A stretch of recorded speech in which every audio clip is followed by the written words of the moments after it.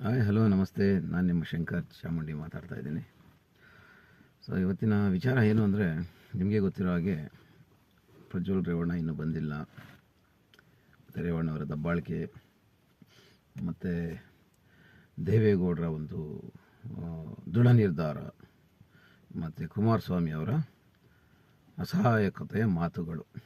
So ಯಾಕೆ ಹೇಳ್ತಾ ಇದ್ದೀನಿ ಅಂದರೆ, ಕುಮಾರಸ್ವಾಮಿಯವರು ಒಂದು ಸರಿ ಬರ್ತಾರೆ, ಅವ್ನು ನನ್ನ ಮಗನೇ ಅಲ್ಲ ಅಂತಾರೆ, ನನಗೆ ಅವನೆಲ್ಲವನೇ ಅಂತಲೇ ಗೊತ್ತಿಲ್ಲ ಅಂತಾರೆ. ಆದರೂ ಮಾಧ್ಯಮದ ಮುಂದೆ ಬಂದು ಸಿ ಡಿ ರಿಲೀಸ್ ಮಾಡಿರೋರು ಮಾತ್ರ ಪ್ರಸ್ತಾಪ ಮಾಡ್ತಾರೆ. ಸಿ ಡಿ ರಿಲೀಸ್ ಮಾಡಿದರು, ಅವ್ನು ಬಂಧನ ಆಗಬೇಕು, ಶಿಕ್ಷೆ ಆಗಬೇಕು ಅವ್ರಿಗೆ ಅಂತ. ಅಂದರೆ ಈ ವಿಡಿಯೋ ಮಾಡಿರೋನಿಗೆ ಶಿಕ್ಷೆ ಇಲ್ಲ, ಅದನ್ನು ತಪ್ಪು ಮಾಡಿದ್ದಾರೆ ಅಂತ ಬಿಟ್ಟವನಿಗೆ ಶಿಕ್ಷೆ. ಆಮೇಲೆ ಕುಮಾರಸ್ವಾಮಿ ಅವರು ಹೇಳ್ತಾರೆ ಸರ್ಕಾರ ಇದಕ್ಕೆ ನೇರ ಹೊಣೆ ಅಂತಾರೆ.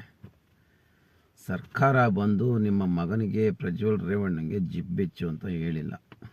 ಒಂದು ನೆಕ್ಸ್ಟು, ಸರ್ಕಾರ ಇರೋದೇ ಯಾರಿಗನ ಸಮಸ್ಯೆ ಆದರೆ ಅದನ್ನು ಕರೆಸಿ ಬಗೆಹರಿಸೋಕ್ಕೆ.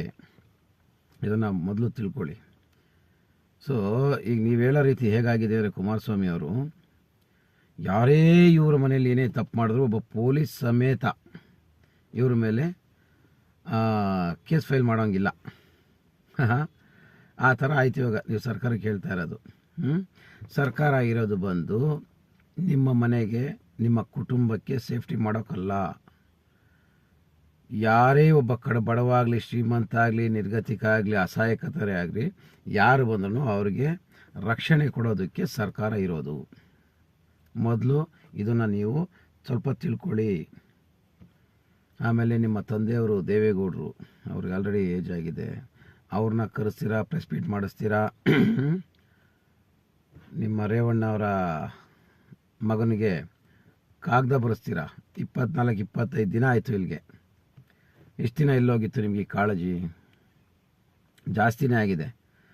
ಈಗಾಗಲೇ 22 ದಿನ ಬಂದರೆ 1 ತಿಂಗಳಾಗುತ್ತೆ ಆತ ಹೋಗಿ. ನಿಮಗೆ ಗೊತ್ತೇ ಇಲ್ಲ ಅನ್ನೋ ಥರ ಮಾಡ್ತಾ ಇದ್ದೀರಲ್ಲ. ಇದು ಜನಕ್ಕೆ ಗೊತ್ತಿದೆ ನೀವು ಆಡ್ತಾ ಇರೋದು ನಾಟಕ ಅಂತ, ಪ್ರತಿಯೊಬ್ಬರಿಗೂ ಗೊತ್ತಿದೆ.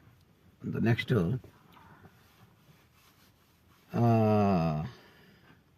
ನಾನು ಗಡುವು ಕೊಟ್ಟಿದ್ದೀನಿ ಮೊಮ್ಮಗನಿಗೆ. ದೇವೇಗೌಡರು ಹೇಳ್ತಾರೆ ನಾವು ಒಂದು ಗಡುವು ಕೊಟ್ಟಿದ್ದೀವಿ, ಆ ಗಡುವು ಮೀರಬಾರ್ದು ಅಂತ ಹೇಳ್ತಾರೆ. ಎಲ್ಲಿದೆ ನಿಮ್ಮ ಕಮ್ಯುನಿಕೇಷನ್ ಇಲ್ದಲ್ಲೇ ಅವರು ಸಾಧ್ಯನೇ ಇಲ್ಲ ಇರೋದಕ್ಕೆ. ಅವನು ಪ್ರಜ್ವಲ್ ರೇವಣ್ಣ ಒಂದು. ನೆಕ್ಸ್ಟು, ನೀವು ನೈತಿಕತೆ ಇದ್ದರೆ ಅವನ್ನ ಕರ್ಕೊಂಬಂದು ಅರೆಸ್ಟ್ ಮಾಡಿಸಿ. ಇಷ್ಟು ದಿನ ಆಗಿದೆ, ಜನ ನೋಡ್ತಾ ಇದ್ದಾರೆ, ಜನ ಬೈತಾ ಇದ್ದಾರೆ. ಸ್ವಲ್ಪನಾದ್ರೂ ನೈತಿಕತೆ ಇದ್ದಿದ್ರೆ ಅವನು ಆಯಿತು, ಅವ್ನ ಮುಖ ಕಾಣಲ್ಲ, ಅವನು ಹೆಂಗೆ ಅಂತ ನೀವು ಒಬ್ಬ ಕೇಳ್ತೀರಾ. 2 ಬಾರಿ ನೀವು CM ಆಗಿದ್ದೀರಾ ಕುಮಾರಸ್ವಾಮಿ ಅವರೇ, ಅವ್ನ ಮುಖನೇ ಕಾಣ್ತಾ ಇಲ್ಲ, ನಮ್ಮ ಹುಡುಗ ಅಂತ ಹೆಂಗೆ ಹೇಳ್ತೀರಾ ಅಂತ ಹೇಳ್ತೀರಲ್ಲ. ಯಾಕೆ ವಹಿಸ್ಕೊಂಡು ಮಾತಾಡ್ತೀರಾ? ನಿಮ್ಮ ಕುಟುಂಬನೇ ಅಲ್ಲ ಅಂತೀರಲ್ವಾ, ಯಾಕೆ ವಹಿಸ್ಕೊಂಡು ಮಾತಾಡ್ತೀರಾ? ನನಗನ್ನಿಸ್ದಂಗೆ ಎಲ್ಲೋ ನೀವೇ ಇದಕ್ಕೆಲ್ಲ ಸೂತ್ರಧಾರರು. ನನಗೆ ಯಾಕೆ ಅಂದರೆ, ದೇವರಾಜೇಗೌಡ ಅನ್ನೋನು ಹೇಳ್ದ, ಮೊದಲು ನಾನು BJP ಅವ್ರ ಹತ್ರ ಹೋದೆ, ಅವರು ರಿಲೀಸ್ ಮಾಡು ಅಂದರು.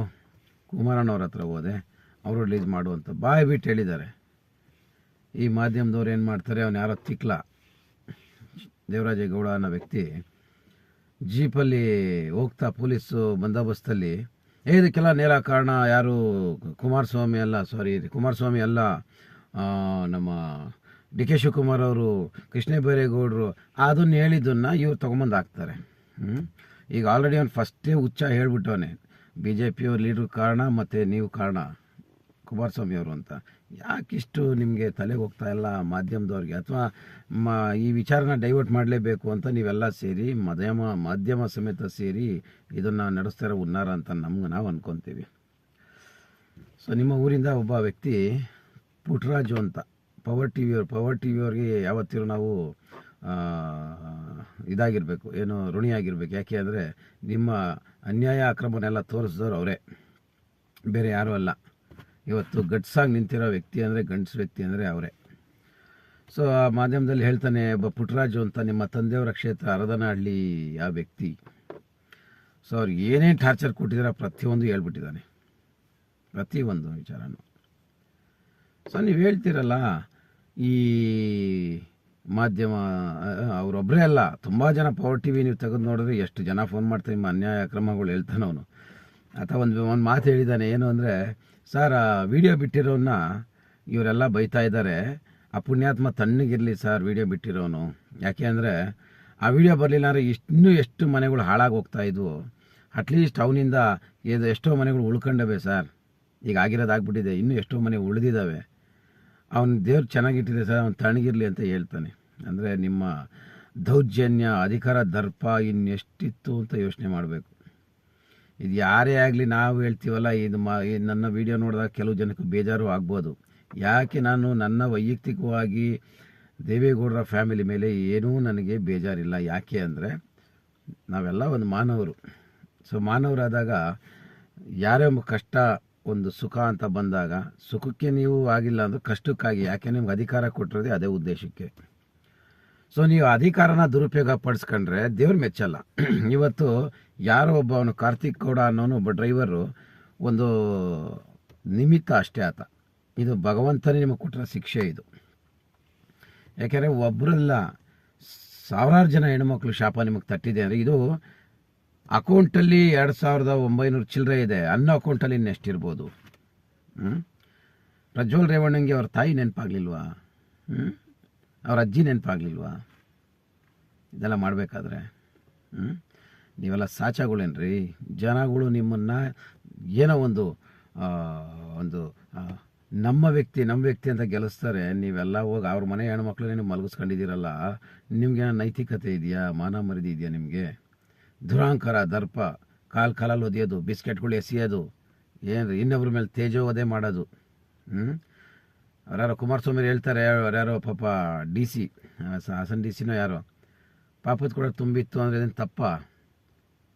ನಿಮ್ಮ ಮನೇಲಿ ಹೆಣ್ಮಕ್ಳಿಲ್ಲ, ಹಂಗಾಗಿ ನಿಮ್ಗೆ ಹೆಣ್ಮಕ್ಳು ವ್ಯಾಲ್ಯೂ ಗೊತ್ತಿಲ್ಲ. ನಮ್ಮ ಮನೆಗಳಲ್ಲಿ ಹೆಣ್ಮಕ್ಳಿದೆ, ಅದಕ್ಕೆ ಇಷ್ಟೊಂದೆಲ್ಲ ನಿಮ್ಮ ಬಗ್ಗೆ ಮಾತಾಡ್ತಾ ಇದ್ದೀವಿ. ಯಾಕೆಂದರೆ ನಿಮ್ಮ ಹತ್ರ ಇವತ್ತು ರೇಪ್ ಆಗಿ ಅತ್ಯಾಚಾರಕ್ಕೆ ಒಳಗಾಗಿದ್ರಲ್ಲ ಆ ಹೆಣ್ಮಕ್ಳುಗಳು ಇವತ್ತು ಫೇಸ್ ಮಾಡ್ತಾ ಇರೋದು ಒಂದು ಎಂದಲ್ಲ, ಎಷ್ಟೋ ಮನೆಗಳು ಖಾಲಿಯಾಗಿ ಹೋಗ್ಬಿಟ್ಟವೆ. ಅವನ ಗಂಡ ಎಷ್ಟು ಹಿಂಸೆ ಕೊಡ್ಬೋದು, ಅವನ ಮಕ್ಳು ಎಷ್ಟು ಹಿಂಸೆ ಕೊಡ್ಬೋದು ಅವ್ರಿಗೆ. ಸಂಸಾರ ಮಾಡ್ತಾ ಇರ್ತಾರ. ಒಬ್ಬ ವಯಸ್ಸಾಗಿರೋ ಒಂದು ಮುದುಕಿಗೆ ಮಾಡಿದ್ದೀರಲ್ಲ ನೀವು, ಅವ್ರ ಅಳಿಯ ಎಷ್ಟು ಮರ್ಯಾದೆ ಕೊಡ್ತಾನೆ, ಅವ್ರ ಅಳಿಯ ಏನಂತಾನೋ ಅವ್ರ ಮಗಳಿಗೆ. ನೀವು ಹೋಗಿ ಅವ್ರಿಗೆ ಸಾಂತ್ವನ ಹೇಳ್ತಿರಲ್ರಿ. ಅವ್ರು ಯಾರೋ ದೇವೇಗೌಡರು ಹೇಳ್ತಾರೆ, ಈ ಹೆಣ್ಮಕ್ಳಿಗೆ ಸರ್ಕಾರದಿಂದ ಸಹಾಯ ಆಗಬೇಕಂತೆ, ದುಡ್ಡು ಕಾಸಿಂದು. ಯಾಕೆ ನಿಮ್ಮ ಮೊಮ್ಮಗ ಮಾಡಿರೋದಕ್ಕೆ, ನಿನ್ನ ಮಗ ಮಾಡಿರೋದಕ್ಕೆ ನಮ್ಮ ದುಡ್ಡು ಯಾಕ್ರಿ ಹಾಳು ಮಾಡ್ತೀರ ನೀವು? ಸರ್ಕಾರದ ದುಡ್ಡದು, ಸರ್ಕಾರದ ದುಡ್ಡು ನಮ್ಮ ದುಡ್ಡು. ಕೊಡಂಗಿದ್ರೆ ನಿಮ್ಮ ಆಸ್ತಿ ಮಾರ್ಕೊಡಿ, ಆಸ್ತಿ ಮಾಡಿಕೊಡಿ. ನಿಮ್ದೆಲ್ಲ ಇದೆಯಲ್ಲ, ಮಾಡಿದ್ದೀರಲ್ಲ, ಕಷ್ಟಪಟ್ಟು ಜಮೀನಲ್ಲಿ ಕೆಲಸ ಮಾಡಿ ಆಸ್ತಿ ಮಾರಿ ಕೊಡಿ. ದಯಮಾಡಿ ಒಂದು ಹೇಳ್ತಾ ಇದ್ದೀನಿ, ಪ್ರತಿ ಒಬ್ಬರೂ ಅವ್ರ ಯೋಗ್ಯತೆ ಏನು ಅಂತ ತಿಳ್ಕೊಳ್ಳಿ. ಮುಂದಕ್ಕೆ ಹೋಗಿ ನಾಯಿ ಥರ ನಿಂತ್ಕೊಂತಿರಲ್ಲ ಅವ್ರ ಮುಂದೆ ಕೈ ಕಟ್ಕೊಂಡು, ಅದನ್ನು ಬಿಡಿ. ಯಾಕೆಂದರೆ ಆ ಜಾಗದಲ್ಲಿ ನಿಮ್ಮನೆ ಹೆಣ್ಮಗು ಇದೆ ಅಂತ ತಿಳ್ಕೊಳ್ಳಿ. ಅವತ್ತಿನ ದಿನ ರೋಷ ಬರುತ್ತೆ ನಿಮಗೆ.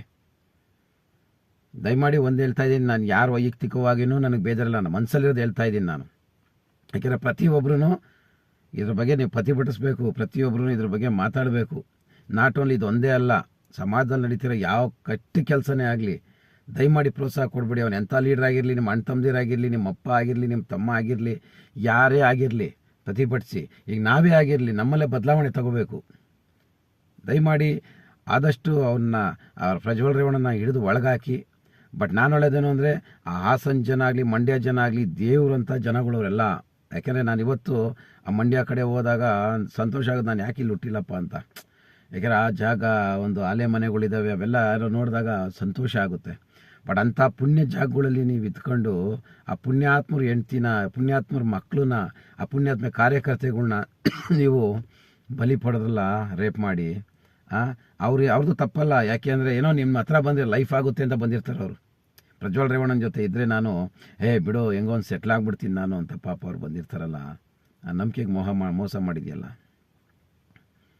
ಇದು ಅವ್ರದ್ದು ತಪ್ಪಲ್ಲ ಪಾಪ. ಹೆಣ್ಮಕ್ಳು ಏನು ಅಂದರೆ ಎಲ್ಲೋ ಒಂದು ಸಮಸ್ಯೆ ಇರುತ್ತೆ, ಏನೋ ಒಂದು ಸಮಸ್ಯೆಗೋಸ್ಕರ ಬಂದು ನಿಮ್ಮ ಹತ್ರ ಸಿಗಾಕ್ಕೊತಾರೆ. ಅವ್ರಿಗೆ ಗೊತ್ತಿಲ್ಲ ಇಷ್ಟೆಲ್ಲ CD, ನೀನು ಪುಣ್ಯಾತ್ಮ, ನೀನು ಇಷ್ಟು CD ಮಾಡಿ ಇಟ್ಕೊಂಡಿದ್ಯಾ, ನೀನು ಒಳ್ಳೆ ಕ್ಯಾಮ್ರಾಮ್ಯಾನ್ ಅಂತ ಅವ್ರಿಗೆ ಗೊತ್ತಿಲ್ಲ ಪಾಪ. ನಾನು ಒಂದೇ ತೆಗೆದಿದ್ದಾನೆ ಅವನು ಅಂತ ಅವ್ರು ಅಂದ್ಕೊಂಡವ್ರೆ. ನಂಬಿಕೆ ಮಾಡಿದ್ದಾರೆ. ನಂಬಿಕೆ ತಾಯಿ ಸಮಾನ. ಆ ತಾಯಿನೇ ನೀನು ರೋಡಲ್ಲಿ ಮಲಗಿಸಿದ್ಯಾ. ದಯಮಾಡಿ ಆ ಮನೆಗಳವ್ರಿಗೇನೋ ನೈತಿಕತೆ ಇದ್ದರೆ ಈ ಬೋಸುಡಿಕೆ ತರಲೇನ ತಗೊಂಬಂದು ತಲೆ ಮೇಲೆ ಹೊಡೆದು ಅರೆಸ್ಟ್ ಮಾಡಿಸಿ. ಆವಾಗ ನಿಮ್ಮ ಮರ್ಯಾದೆನೇ ಉಳಿಯುತ್ತೆ. ಜೈ ಹಿಂದ್. ನಮಸ್ತೆ ಸ್ನೇಹಿತರೆ.